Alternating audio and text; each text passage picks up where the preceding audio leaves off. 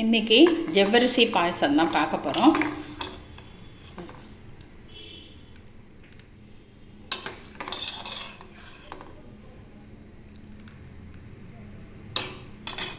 Hi friends, welcome to RG cookery. இன்றைக்கி நம்ம ஜவ்வரிசி பாயசம் தான் பார்க்க போகிறோம். பாயசம் நமக்கு பண்ணணும்னு நம்ம டிசைட் பண்ணிட்டோம்னா என்ன பாயசம் பண்ணலான்னு ஒரு ஆலோசனையாக இருக்கலாம். அப்போ நம்ம ஜவ்வரிசி பாயசம் தான் நமக்கு பண்ணணுன்னா அது 1 மணி நேரம் நம்ம ஊற வச்சிட்டோம்னா பாயசம் ஈஸியாக டக்குன்னு நமக்கு பண்ணிடலாம். இதை நம்ம எப்படி பண்ணுறதுன்னு பார்க்கலாம். நான் ஜவ்வரிசி 1 கப் எடுத்து 1 மணி நேரமாக நான் ஊற வச்சுருக்கேன். இப்போ கடாயில் நம்ம நெய்யை விட்டுட்டு முந்திரி, நமக்கு தேவையான முந்திரி பருப்பும் இது திராட்சையும் நம்ம வறுத்துக்க போகிறோம். நம்ம நெய் விட்டாச்சு. இப்போ தேவையான முந்திரி பருப்பு நமக்கு போட்டுக்கலாம். தேவையான திராட்சையும் போட்டுக்கலாம். அதே கடாயில் ஊற வச்ச ஜவ்வரிசியை நம்ம போட்டிருக்கோம். இந்த நெய்யிலே கொஞ்சம் நேரம் வறுப்படட்டும். அப்புறமா இதுக்கு தேவையான தண்ணி விட்டுட்டு அது கொஞ்சம் நேரம் நல்லா வேகட்டாது. நம்ம தேவையான தண்ணி விட்டுருக்கேன் நான். இப்போ அது கொஞ்ச நேரம் நம்ம வேகத்துக்கு விட்டுருவோம். நான் இதில் காய்ச்சின பால் தான், அது சூடெல்லாம் ஆறியாச்சு. அந்த பால் தான் நான் இதில் சேர்க்க போகிறேன். ஜவ்வரிசி கொதிக்க ஆரம்பித்தாச்சு.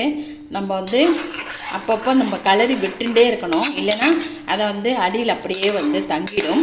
இல்லைன்னா சம்டைம்ஸ் தண்ணி இல்லைன்னா கூட அது அடி பிடிச்சிடலாம்.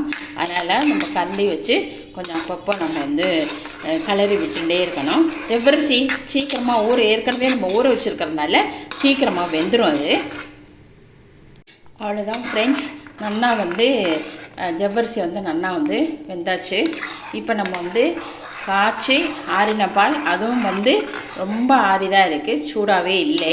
அதை தான் நான் இப்போ தேவையான அளவு இது கூட நான் கலக்க போகிறேன்.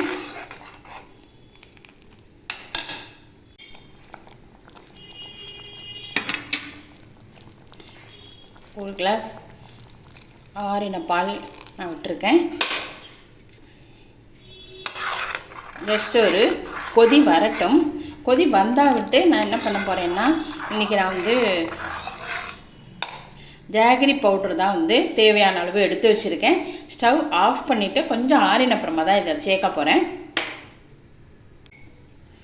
கொஞ்சமாக ஏலக்காய் பொடி சேர்த்தாச்சு. அதையும் கலந்து விட்டுருவோம். கடைசியில் வேறு ஒரு பாத்திரத்தில் ட்ரான்ஸ்ஃபர் பண்ணிவிட்டு வறுத்த முந்திரி திராட்சையை நான் சேர்க்க போகிறேன். ஜஸ்ட்டு ஒரு கொதி வரட்டும், நம்ம ஸ்டவ் ஆஃப் பண்ணிடுவோம். இந்த ஜவ்வரிசி பாயசம் சூடு ஆற அது நல்லா கெட்டியாக ஆகிடும்.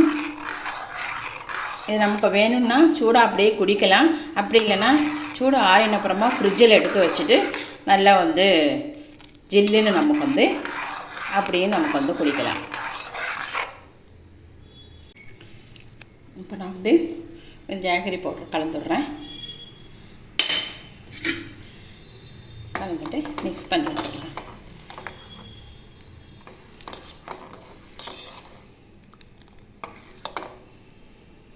அவ்வளோதான் ஃப்ரெண்ட்ஸ், பாயசம் ரெடி ஆயாச்சு.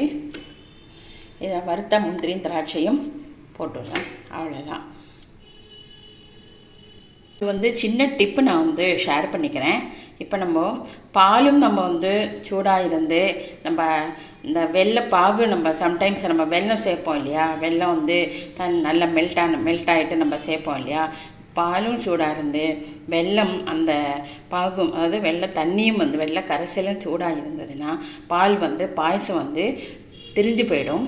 அதுக்கு தான் நம்ம பால் விட்டோம்னா, நம்ம வெல்லம் தான் சேர்க்க போகிறோம்னா பால் நல்லா ஆறிட்டு, அதாவது பாயசம் கொஞ்சம் பால் விட்டுட்டு அப்புறமா கொஞ்சம் பாயசம் ஆறின அப்புறமா தான் வெல்லம் கலக்கணும்னு நம்ம சொல்கிறோம். இந்த டிப்பு நான் பிகினர்ஸ்க்கு தான் நான் ஷேர் பண்ணிக்கிறேன். இது வரைக்கும் என்னோடய சேனலை, இந்த ரெசிபி உங்களுக்கு பிடிச்சிருக்குன்னு நினைக்கிறேன். இது வரைக்கும் என்னோடய சேனலை சப்ஸ்கிரைப் பண்ணலைன்னா please subscribe my channel. Thank you.